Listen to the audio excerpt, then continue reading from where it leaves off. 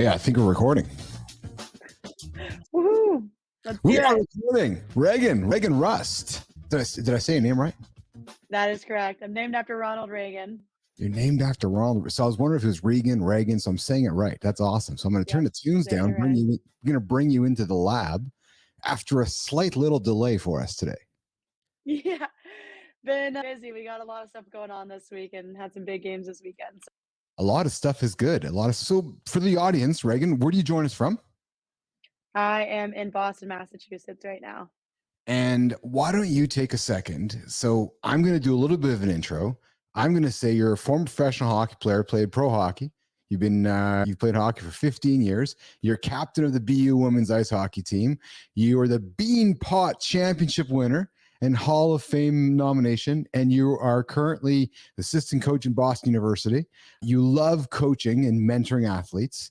And you are a mental health advocate. And your goal is to empower the next generation of female athletes.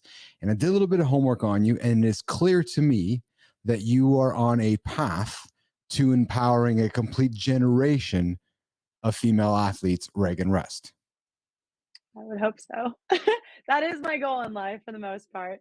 Yeah, that's practically me. I've been all over the place past 4 years after graduating college, playing pro hockey around the world. Sweden, Budapest, played in Boston my first year out, and then New York City, New Jersey this past season. So it's nice to finally settle into a place that I've already called home before. So I feel good here. So I did a little bit of looking at your resume, and you have accomplished a plenty for a younger human being on the planet. You have been all around the world. You've done a lot academically. You're clearly on your path professionally. You've been all over the world, Reagan. Everywhere. 30 countries and a lot of states. Yeah. And a lot. How many states have you been to? 44 maybe? No kidding. Yeah, a lot of places. So today you are a social media strategist as well. Am I correct? I do that on the side now, yeah. On the side. On top of coaching. So day-to-day life for Reagan is what today? Gone probably 12 hours out of my day. Okay. I get to the rink pretty early. I get all my stuff done there in the mornings before we have our meetings. We do all our practice planning. I'm full time at BU, so it's Yeah. a lot going on at all times. And then obviously like the games on the weekends. So Friday, Saturday, we have games. We're preparing in the morning. Probably don't get done until that's like another 12-hour day. But it's good stuff because it doesn't really feel like work, if that makes sense. Like I literally get to watch hockey. I get to coach hockey, and then I get to be around basically the environment that I've always wanted to be around and that I love being around. So it's good. And then I sprinkle in my social media stuff, try to during the days, but sometimes I don't get to it as much anymore. So Reagan, we're building. So Live in the Lab is a show that's part of the Business Athlete Performance Lab. We're speaking to retiring athletes, business leaders that are going through a transition in their life. We're not even going to use the word retirement or bad words. Transition. And last week we had Dale Weiss, NHL star who played 10 years in the NHL, 3 years internationally, so 13-year pro. Since 5 years old, always identified with a pro. Now wakes up wondering what's next in life. So we're speaking to that audience, Reagan. And as you have gone through your journey, has it always been very clear to me that this is where you're going to be at BU, being a coach? No, I wasn't even thinking about coaching up until about 3-4 weeks ago. Come I got on. offered the job. Yeah. So I was doing a lot of other things. I was thinking about playing again. I was thinking about working for other companies, helping them with their social media. So I've done that a lot over the past few years, just on the side while playing professionally. And then this opportunity came up, and I was like, I've never thought about it, but it might be what I need right now. And so had a lot of conversations with the coaching staffs and the players there, and then turned out to be a good fit. So that's why I'm here now. So somebody clearly, I'm just going to turn my WhatsApper off there so it doesn't interfere with my thinking. Somebody clearly saw something in you that you didn't see in yourself to consider being a coach. I've been coaching the past 10 years, just at a different capacity. So I've always done a lot of skills coaching, skating coaching. I've done like 12 AAA, 14 AAA coaching, boys and girls. So that's another thing that I've done on the side alongside playing hockey and everything. But coaching college, I didn't think that lifestyle was for me necessarily. Mhm. Like, for me, I wasn't gonna go live in a random city, if that makes sense, or, like, random little town, Right. like, up in Maine.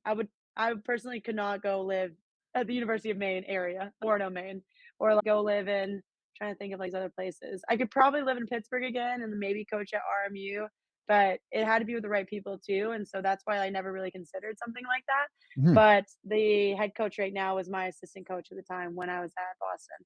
And so she's the one that actually recruited me. And then the other assistant coach, we played pro hockey together. So we already knew each other to a degree, which made it really helpful.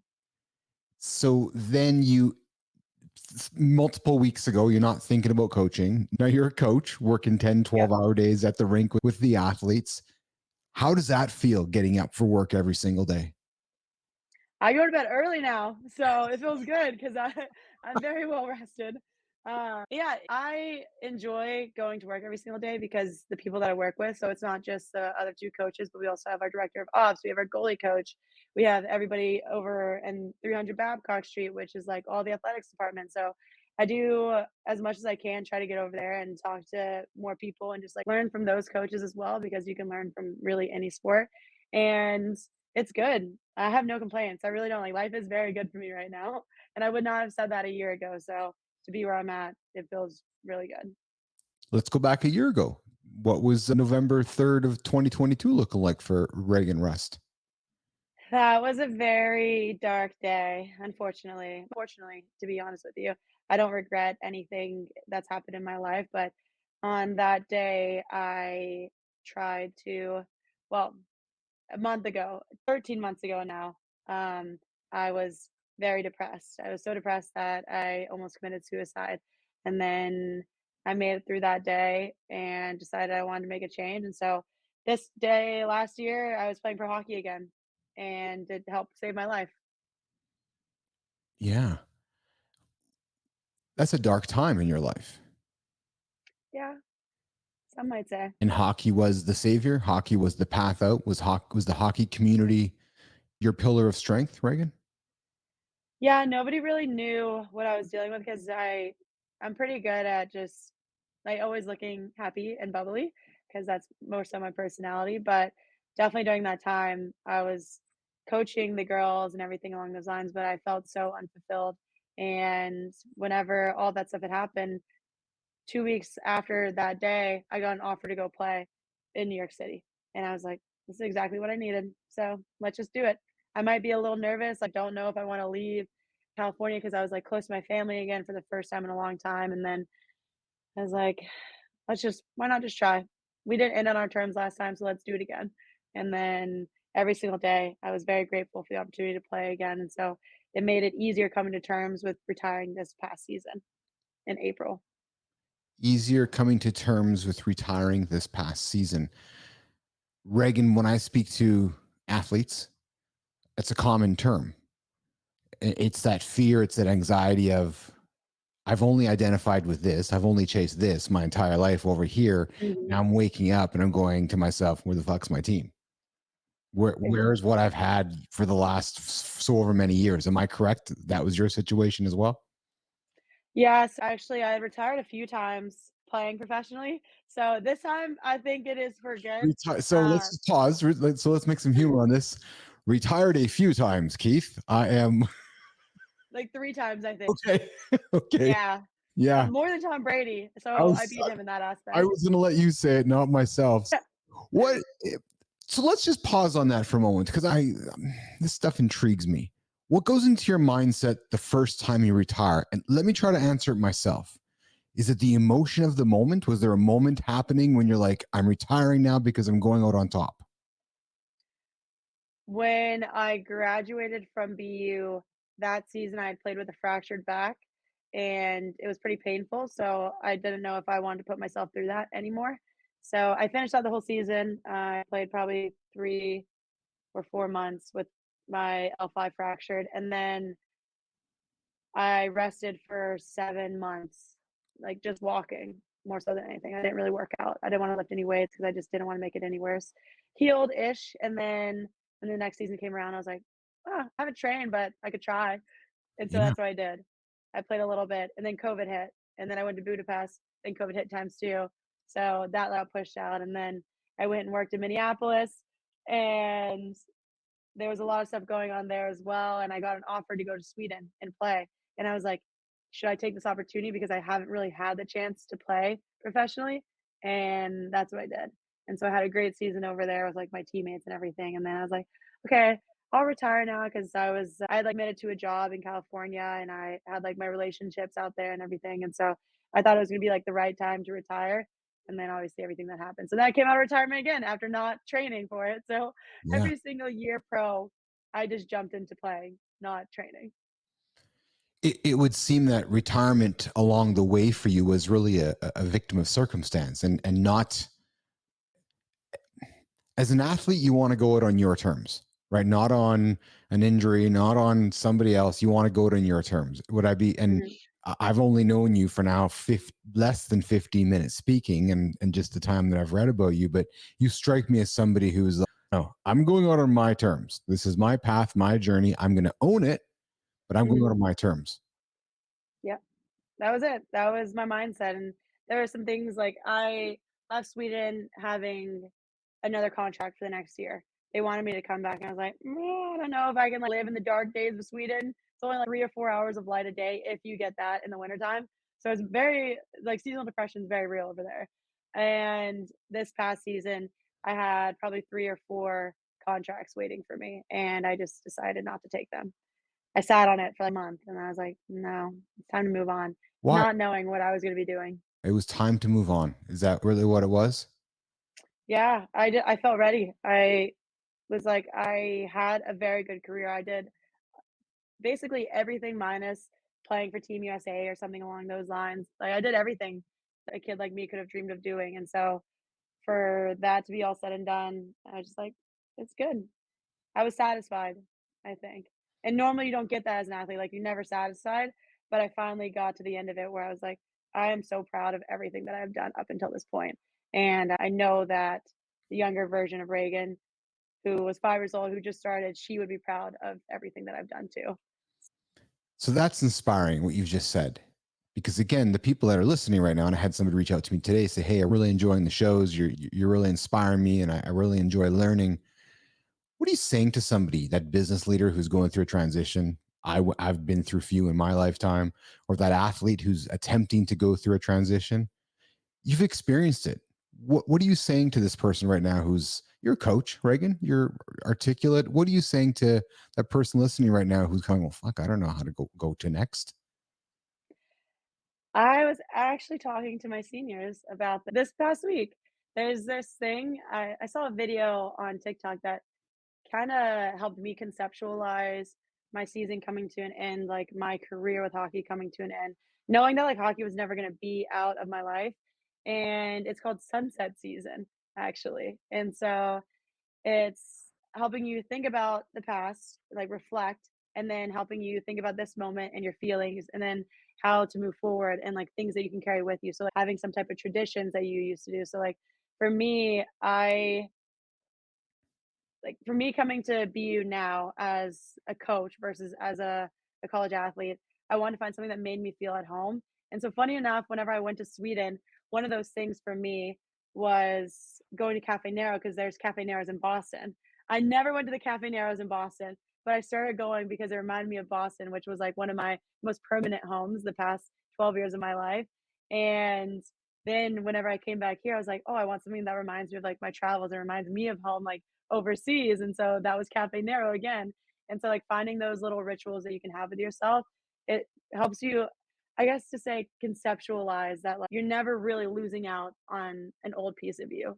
That does that make sense? It does. Like, you're Absolutely. able to carry something along with you, and so that's just, like, one piece of it, but, yeah, just having those little routines, and then also being able to lean on your support is gonna be really big, and, like, knowing who you are outside of your sport. I think a lot of athletes get really tied up into their athletic identity, and that was me for a long time. Even though I did photography, I traveled, I had tons of friends, I did podcasting, I did all those things.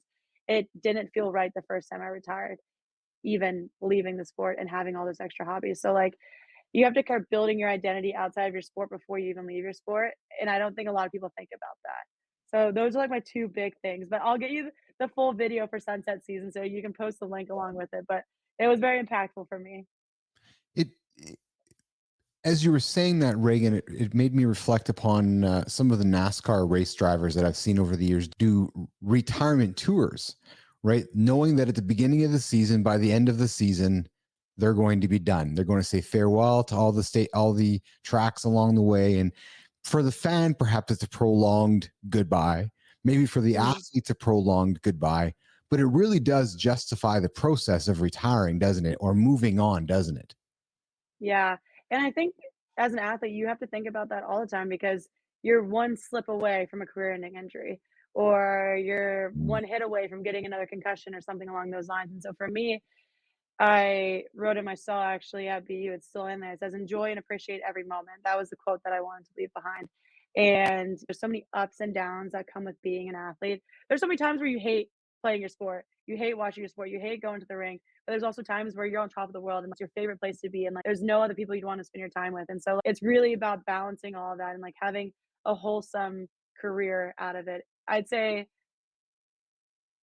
balancing the good with the bad might be the hardest thing, but being able to truly appreciate the good moments comes from you knowing that you've had really bad moments too. And so Mm. enjoy and appreciate every moment. It's my favorite thing. So transitioning from one identity to another this time around uh, has been an easier process, and perhaps because you're still within the game as a coach. Yeah, I when I ended the season this past year in April, I started working with other companies for social media and like the NHL playoffs. And so I was kept very busy for probably 3 months. Wasn't able really to process things. And then I got to spend some time with family that I haven't spent time with since I was 14 years old. I haven't spent can't tell you last time I got to go to my sister's birthdays because of hockey and everything. And so I really took that time to just be with family, be with my support system, and then like also pick up my social media stuff along the way. And yeah, the transition piece is going to be hard for every single athlete. I don't know if it's ever super easy because you have to start thinking about coming to terms with it. Like that's that final season, if that's your final season. So it was a little bit easier this time around, but I can say the past ones were terrible. I did not do a good job with it.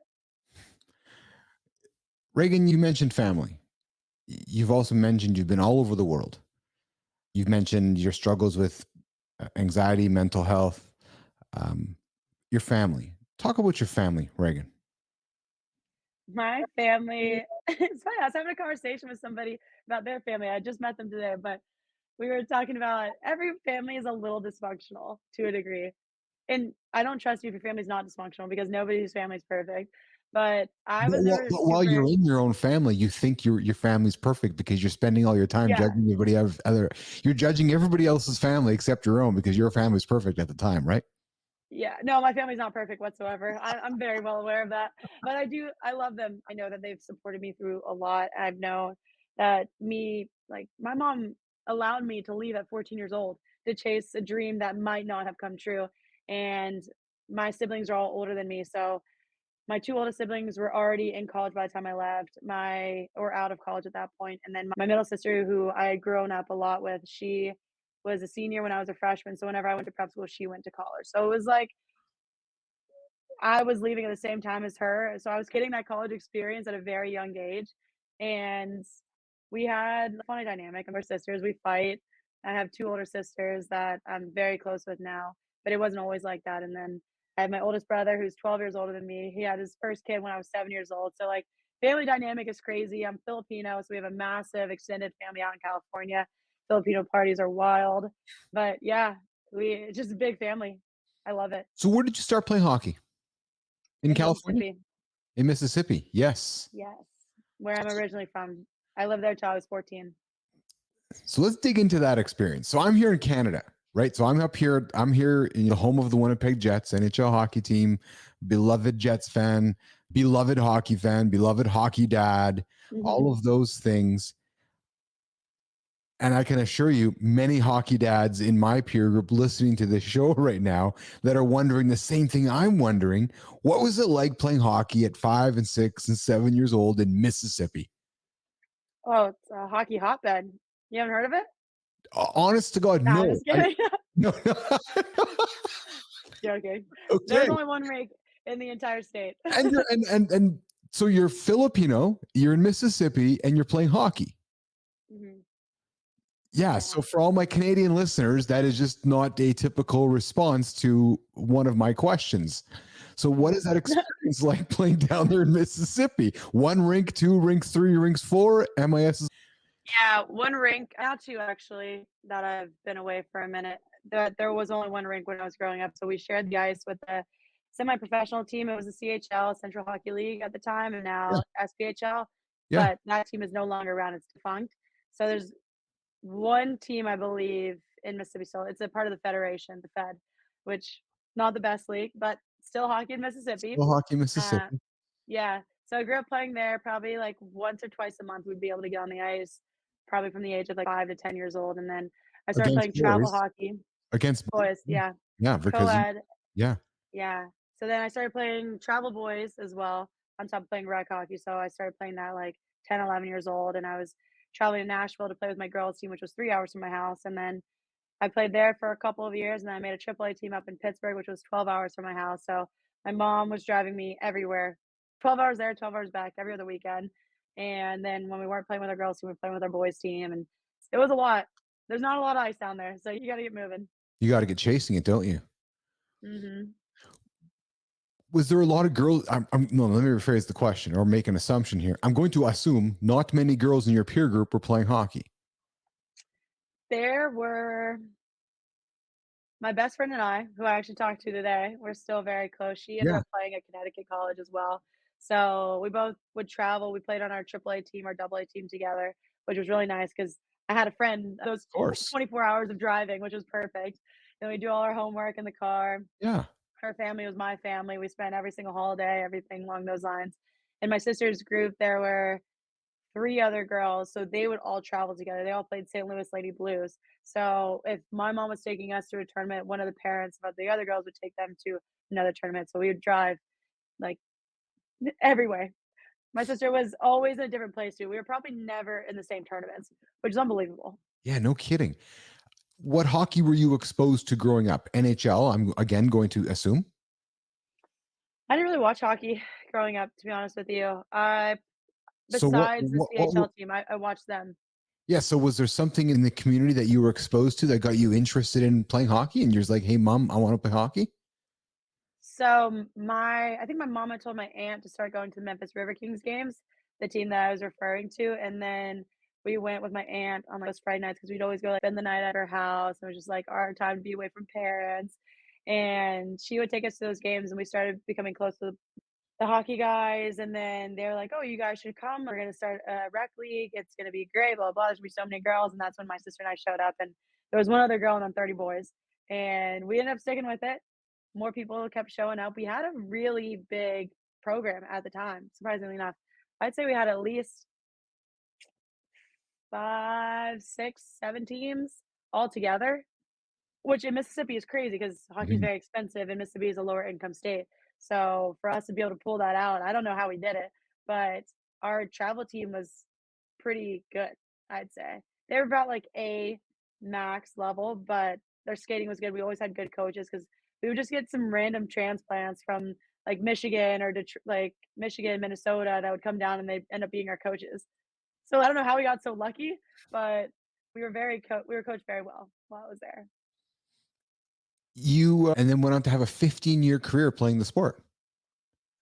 Yeah, is it 15 years? 15, 20, 20 years 20 years, a 20-year career all playing together, all in. together. Yeah, that's spectacular. Now you've mentioned Sweden a few times.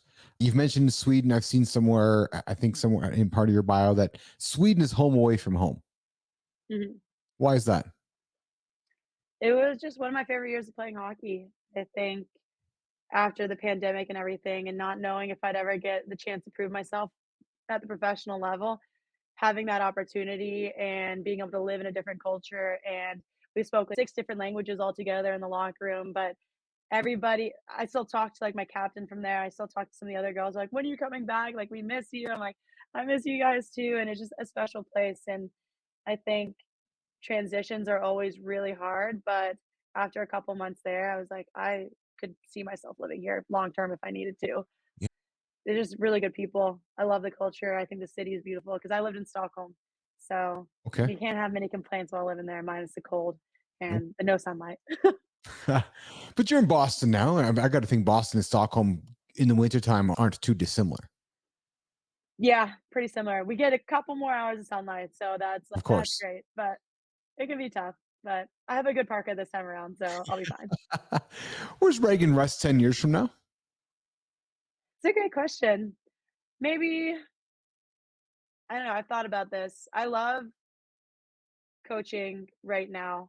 I think it is a really good spot for me at this point in time. One thing that I want to keep doing is obviously helping the next generation of athletes. So I want to find ways in order to push that. And Female Athlete Society is one of them. But I want to revamp it in a way that makes sense, that it can grow and can help more people. So I think like it's helped over 5,000 people, which is nice, but that doesn't feel big enough for me. I guess it's the athletes, like, always wanting more, like, I wanna help more people, and my big mission is just to give back to the game that gave me so much, and so I'll probably continue coaching, maybe at, like, the skill development level. I would love to, like, work with the Team USA or, like, NHL players or some of the pro women's players in the next league coming up, but it's very TBD. Considering how the past 4 years has gone, I never would have expected I'd be here 4 years ago. That's So, fair, but I'm going to challenge you because I've listened to you speak. I've listened to your story now, and it's clear to me that you are one hell of a driven human being. And it's clear to me that the next 10 years are going to be pretty exciting and probably quite predictable. What I mean by quite predictable, quite successful. Like they almost seem inevitable to me as I listen to you, right? It's like you just pick your path, you're going to go to work and you're going to achieve it. It challenged me. That's what you've done since you were 5 years old. yeah, I've been a big goal setter. That's like right now for me, I'm trying to be as present as possible. Obviously, like having goals for the future is good, but I have had so much unpredictability the past few years that like I want to really hone in and like give my everything. I don't want to have one foot out the door, if that makes sense. Like, Good on you for having that awareness, though, Reagan. So, really, what you're saying to me is, I'm embracing the stability right now. I'm embracing the comfort that BU is bringing me. I'm embracing the challenges and the opportunities that BU is bringing me. And I'm not looking past that right now. Did I surmise that properly for you? yeah, that's pretty good. Yeah, no, But and that's great because for somebody who's again, I've spoken to you've achieved a ton at such a young age. Clearly, I'll just say it. To have that stability must feel very comfortable. yeah, I would say so. I think being a pro athlete, especially a female pro athlete, there's a lot of grind that comes into it. So I always joke that even when I transferred, I've been tired since I started college hockey. Ever since the first day that I started college hockey, I've been nonstop going. So like my first year, freshman and sophomore year, I was working 3 part-time jobs while doing full-time hockey, while doing full-time school, and then I did the same thing my sophomore year, and then when I transferred to BU, I had to take credits and work over summer and train at the same time. So I was taking more than every other girl on my team because I had to make up those credits I lost from going to a different school and them not transferring over. So then did a full-time internship my going into my senior year. Like I've just been nonstop going, nonstop traveling, and not having that just mental clarity of I am safe, I'm good right here, right now, and then I'll be able to tackle anything after this. But I think for me to have the stability right now and just feel like I could make a place home for once, it feels really good. And I don't really want to steer away from that at this moment in time. I've been doing that my whole life. Would you say you haven't been running your whole life? You've just No, been looking I to was next. I was chasing goals. Yeah, good for you. Yeah. Yeah, Reagan, what's your thoughts on the state of professional women's hockey in North America? And I'll I'm rephrase that, very the lack of. yeah, I'm very excited for the PWHL. I know that it's gonna have all the best players in one league, and I probably could have played in it if I wanted to keep fighting for like everything. And I think that like me being outside and being able to help the PWHL from the outside can make a bigger difference. But they have a very good staff lined up. They have the stability of people that have a lot of money to back the league.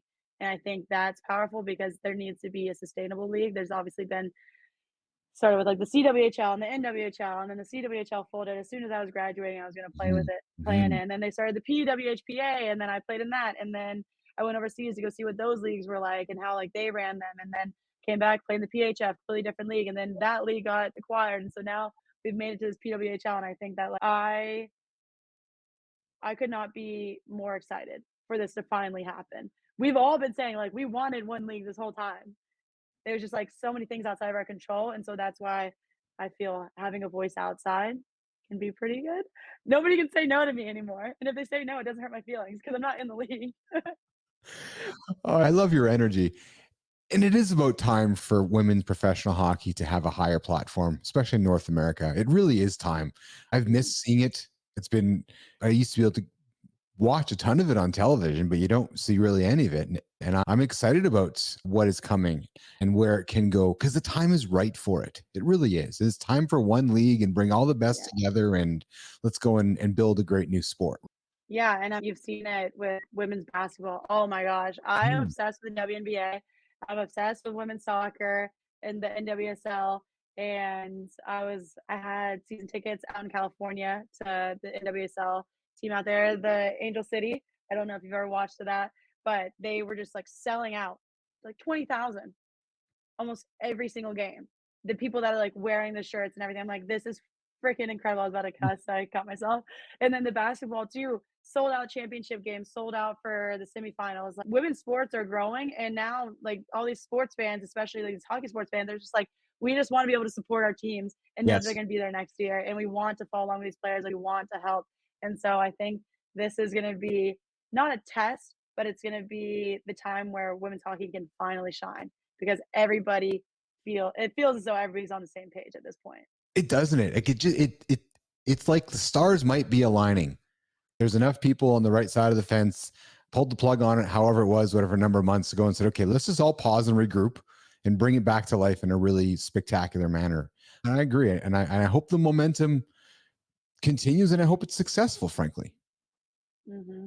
They've been hiring for social media roles. They've been hiring, and that's what I was telling them is like, this is the most important. So I was going to work for the PWHL and help them with their social media. Now I just got advice from the outside, which is Yeah. nice. That's But they're hiring people for that. And I'm like, this is the only way we're going to be able to grow. We have to be big on social media and you have to find people that are going to be creative and they're going to push the envelope for these girls and help them build their own personal brands. Because as soon as their personal brands build, then the whole league's brand is going to build too. And so I'm very excited to see where this goes. Like they have the medical, they have the healthcare, they have all of those things in line. So it'll be truly professional. Greg, let's talk about your resilience and your ability to have the courage to speak about your challenges, to speak about the dark days of your life and the dark days that you've had to carry with you through your career. Where did you find the courage to stand up one day and speak outside of your own mirror publicly? I I first struggled with mental health when I was 14, depression and anxiety, and I was really withdrawing myself from all of my friends. So this is when I was in ninth grade.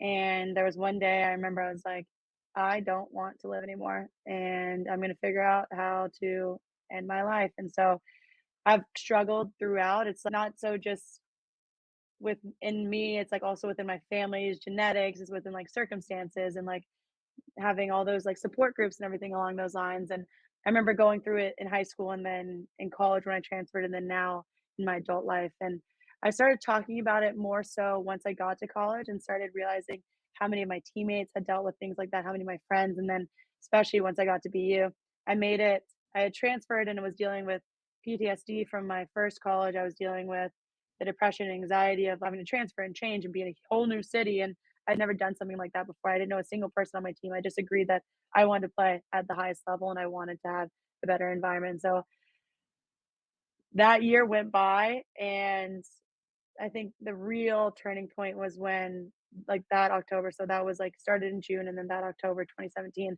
I lost one of my old teammates to suicide in Mississippi, I'm so and oh, it's okay, it's life.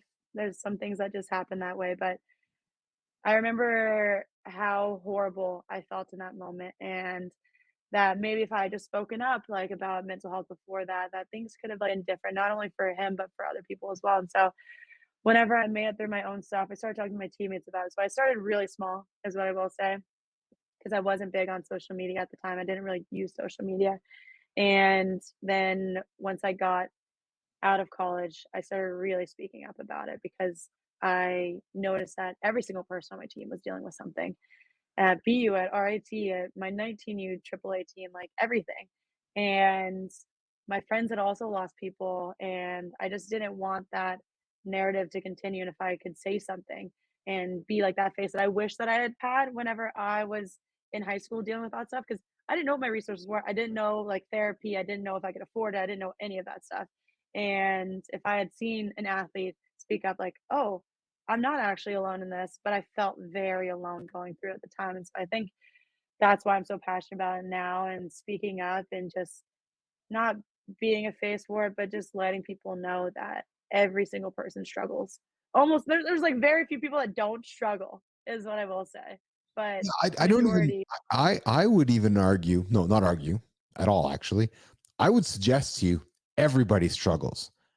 Some Yeah. are a little more open about it than others, and some, and I'm learning just from the platform that I'm creating here live in the lab with our audience that there's guys up there coming up to me and tap me on the shoulder and say, "Hey, I heard that episode about this." Because I talk about my own, I've talked about my own struggles here, right? I've had my own personal journey in life, and I share it here. And the more I share, the more connected I am to my audience. So, like yourself, you find the platform, you recognize that people are listening, and then you feel the responsibility to keep talking, don't you, Reagan? Yeah, I do. I think athletes are some of the biggest leaders in the world, and our platforms can be used for good or for bad. And Hmm. I choose to use mine to help as many people as possible. And so the more we talk about it, the less people feel alone, and the more people feel the courage to reach out and ask for help. And I think that's something very powerful. I've gotten tons and tons of messages from people around the world just like talking about their own mental health and like asking for help and me being able to give those resources because I've been through it. And it's a very scary thing when you're going through it for the first time and you don't know what to do. But if somebody's being willing and open to share that stuff, it could change the course of their life. So that's why. Be, being an athlete's like being a superhero, isn't it? Because you put your jersey on, you put your uniform on, you get on stage, quote unquote, and your job is to not project fear to anybody else around you. And you feel your job is to be infallible, right? And then when you take all that uniform off, you take the gear off, you're standing in your own mirror all by yourself. That's when it all comes out, doesn't it? Yeah, for the most part. Sometimes. I started a new routine actually where every morning I wake up, I brush my teeth with my left hand instead of my right hand, and then I say to myself, I Interesting. like stare myself in the eyes and say, I love you 10 Yes. times. Yeah. I normally go to 15 because I like it, and then I start feeling all this goodness inside me, but it's been easier the past year to be able to look and be truly happy with who I am and where I'm at and why I'm doing what I'm doing, and sometimes I know that, like, struggles are gonna come, but I've built a very wide range of tools to be able to help me through that. I can tell you are welcome here in the lab any second or moment of your life to use this as a platform to speak your message because you are an inspiration for many people, especially those that are going to hear that haven't even heard this or heard about Reagan Rust. They're going to hear this and they're going to say, wow. So I would encourage you to keep talking about it and keep talking about your story and sharing it because what I'm learning is that people want to hear it, right? So they want to hear about you. Reagan, structure and predictability are certain attributes of a professional athlete. Structured, same thing every single day. You've mentioned just recently, just moments ago, how you're changing some of your routines. Uh, Talk about the difficulty of moving from being that pro athlete with all the structure to this new life of being a coach and trying to adopt some new structure in your life as you are on this new journey in your life. Ooh, I love structure. It's funny because it the Everyone uns listening to this does or desires to and doesn't know how to do it. So I'm like, all right, you come hang out in the lab. We'll teach you the structure you need because without structure, there's no success. And without structure, there's no accountability and you got nothing, right? That's Yeah. why, as you're speaking, I'm not surprised with your success because I'll say it, you're probably as neurotic as I am and a lot of people listening to this show. Yeah. So all my friends, they joke about that I'm the random friend on a Tuesday because the past 7 months I've just been everywhere. Like I've been in Las Vegas multiple times. I've been in Costa Rica. I've been in California. And they're like, "What are you doing?" I was like, "Everything, literally everything." So I haven't had that much structure since finishing this past pro season, but it has been structured to a degree. Like every single move has been planned. If that makes sense. Yes. And regardless of me not having the same routine every day, I picked up running whenever I was traveling. And so I was just running everywhere I went, or I would be blading. So my blades always come with me to Vancouver, to Toronto, to California, like all those places. So you find those little things. But now that I'm moving into this coaching role, it's already it's like being a D1 athlete again. It's structured out for me, which Yes, is it is. very nice. It's a 9 to 5 is structured out for people. It's very similar to that in the sense that like, I know I like showing up. I like being at work, aka I start at the coffee shop every single morning. I start there probably around like 7:30, 8 a.m. And then I get to the rink around 9 after like, sitting down and just like going through whatever emails I want to get to, like starting my day, all that stuff. But the structure is laid out for practice, for meetings, for we have do video scouts and everything along those lines. So I really cannot complain, to be honest with you. Because some athletes don't have this whenever they graduate or whenever they retire from whatever they're doing, playing their pro sports and whatnot. They end up wandering around aimlessly, wondering what's next. Right? Would you say you were wandering around aimlessly as you were chasing around the world, or were you really just maybe it was this idea of I'm done with the structure. I want to just go and be free for a while. A little bit. I so my first year out of college, I worked full time and played pro hockey. And Okay. then my second, I quit to go to Budapest, came back, and there was like so much that was going on, but I knew that I wanted to play again. It was just there's no way I'm gonna be able to get onto a team mid-season. So I ended up working. I went and found the structure again. So I was working in Minneapolis, running 7 different girls teams, doing all their skills on ice, off ice, X, Y, and Z. And then I had the structure again, playing pro hockey in Sweden, came back, had the structure with another job. So I've always had the structure for myself. It's just I like to be very busy and I think I have really bad ADHD, but undiagnosed is what I will say. But I like doing a lot of things. I like talking to a lot of people. So I was like podcasting, I was taking courses on mental performance, I was doing everything and anything that I could in order to stay busy. Because when you're an athlete, you don't have any time to yourself, but everything's planned out. But whenever, like in college, but when you're a pro athlete, you have so much time to yourself. You don't know what to do. Perhaps you don't know, so I'm just going to straight up tell you. You are going to be a tremendous business person or entrepreneur one day. Thank you. Like there's so I know people invest in people as much as they invest in companies. I'm investing in Reagan Rust. No, like because I don't know how you can't. I don't know how you always invest in the human being because the human being will generate something of success. So because being an athlete, Reagan, and the structure it comes to have the success you have athletically and the chase, the drive and the chase, like you never stopped for 20 freaking years. You kept going and chasing and chasing. That's what an entrepreneur does. Successful entrepreneur. So when you're ready to pivot and say, yeah, I want to get away from the rink and go run a business, well, come call me up because I'll come sit next to you because you're going to have success. It's clearly inevitable. Do you ever think about business or have you ever thought about business? I know you do some social media stuff. So have I. Nudge, wink, Mhm. wink. The audience knows. But what about, like, have you thought about business? Yeah, my first job out of college was I was an allocation analyst at TJX company. So like TJ Maxx Marshalls, you guys Oh, yeah. have winners Yeah, yeah, yeah. and Yeah, home sense. yeah, So Monster, I yeah. worked there Okay. and it But was like but your own stuff, like doing Reagan Rust business. You thought about that? yeah, I have my own LLC. So I do run my own businesses. They're just I always put them on the back burner so I can do other things like Got right it. now coaching. Yes. But yeah, I've learned so much the past 4 years about how to run a business, podcasting. I've learned about working for other companies. So like I've worked with the IHF, I worked with the NHL, I've worked with Bleacher Report. I've dipped my toes in every single like ESPN too. So I've dipped my toes in every Yeah. single sports aspect. So I'm trying to figure out like, down the line where that would fit into my everyday life, or if I'd want to get into broadcasting, or if I want to be a manager for a Fortune 500 company or something along those lines. I think it's very up in the air for me, but I do love business. It's like my social media is a business in the Mhm. sense that Mhm. you can get so much done. Absolutely. So I've been very fortunate to have my social media business over the years.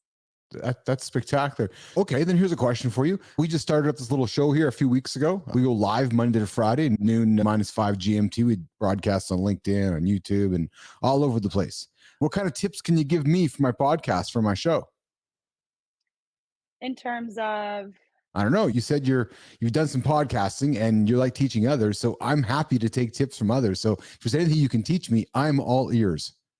oh, so you're not just talking about social media specifically, you're No, just talking about, I'm talking about my show right now, my podcast. yeah. I Yeah. would say it's good. You just keep it flowing. I think the hardest thing that people need to learn is like how to moderate it and how to keep in like a certain time frame and like the questions that you want to tailor to people. But for the most part, I think the best conversations are the ones where it just flows.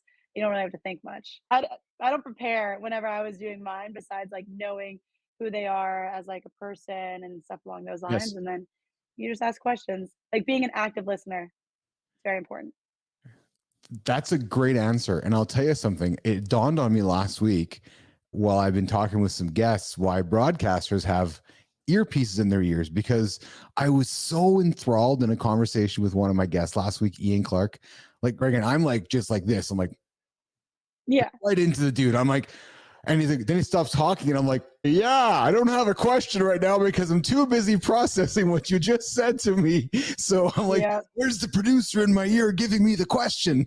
You know what I mean? So, Yeah, I didn't know they did that. That makes sense. oh yeah, they totally do. Yes, they got the earpiece in because they're going, okay, can you ask Reagan this? Okay, so Reagan, because it's more natural than me trying to pause and read. So they're saying, hey, so Reagan has just talked about her mental health or her professional hockey career or being this one, yeah, the Beanpot Championship. What is the Beanpot Championship, by the way? Forgive my ignorance. It is the national championship for Boston schools. Oh, of course, Beantown. Yeah. Yeah, Beantown. It's Boston University, Boston College, Northeastern, and Harvard play. There's 4 games altogether, but there's the semifinals and then the championship game and then a consolation game. Cool. It Bean. is the hardest trophy to win. I will say. No, they We say did this, win it. they say the Stanley Cup is the hardest trophy to win. Yeah, they've never played a bean pot. I don't believe them. It's hard. We hadn't won one for 38 years until my team won in Oh 2019. man, 38 years. 38 Riddle me that. years. Oh, Greg, I think you should come back and join me on the show sometime. I think you should come co-host with me. Co-host? Yeah, when I get time, I'll let you know. Oh, you don't have much time in your life. You're going to co-host. Going Like, yeah, yeah, no. 12 plus hours a day already. Listen, you've been really generous with your time. We're coming up to, I like to keep our guests for whatever, 50, 55 minutes. We're coming up on the hour here. And I'm really grateful.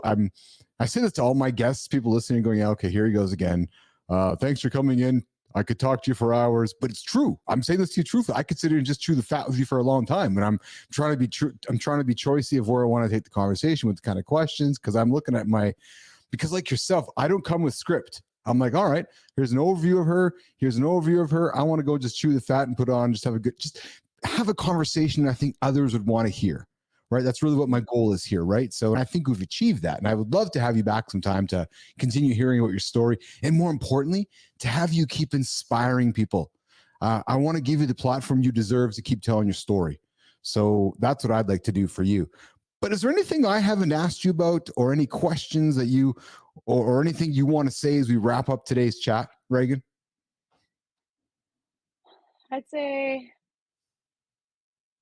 the biggest thing is that whoever's listening to it, you can really do anything you set your mind to. And that was a quote that I've been living by since I was in middle school and my sister first said it to me. And no matter what you're going through right now, you can get through it if that's truly what you desire. And if you want to work for a Fortune 500 company, or if you want to own your own company, or if you want to help the next generation of athletes, or just help one other person, you can truly do that. You just have to set your mind to it. So, my big piece of advice. I appreciate that. I'm going to say this. It's cliche, but it's really true, isn't it? It really is true. There's no ifs, ands, or buts about that statement. I Hmm. believe it too, right? Because there's no can't and can. You got to find a way to do it. Discipline and motivation. Those are the two things that'll get you through life. Yeah. And if you're consistent and you come to work with integrity and put the work in daily, inevitably results are going to come, right? Mhm. Yeah. That's very true. So one last thing before we go, because my team would kick my ass if I didn't bring it up. So Reagan, it's November. Let me just reach back here for one quick second off. No, I'll still be on the camera. All right. So I know you because you're like all of us athletes and neurotic people out there. We all have our poison that we struggle with not putting into our body or saying yes to. You probably say yes to everything. You probably say no to nothing. But I have made a pledge for the month of November, no month in my world. And I've challenged all my guests to the same thing I'm going to challenge you. I have pledged that I'm not having any peanut butter for the month of November because peanut butter makes me feel, oh man, oh, Reagan, I can't even get into it right now. So I've decided to put peanut butter down for no month. Would you take a pledge with me and have some fun with me and the rest of our guests this month and pledge to something you will say no to for the month to make yourself better as a human being?